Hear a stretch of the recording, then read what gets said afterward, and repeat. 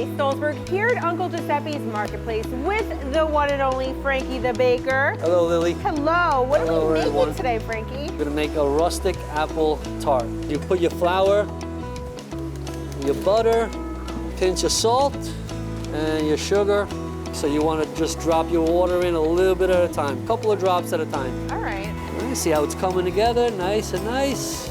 Roll this up, cut it in half, and put it in the fridge.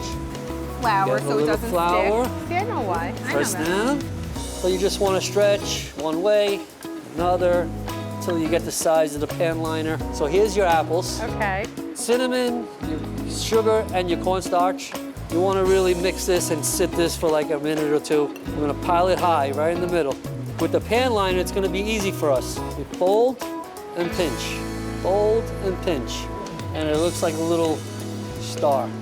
Now you just want to grab a little egg wash, and you want to get some crystal sugar. Just pour it on top like this, 350 degrees for 40 minutes. Okay. And here it is, Lily. Look at that. Rustic apple tart. That looks so good. All right. So if you'd like to try this at home, head to our website, news12.com, and you'll find the recipe there. Ooh, it looks delicious. Cut some up some apples and have some fun. There you go. Thanks, Frankie. All right, thank you, Lily.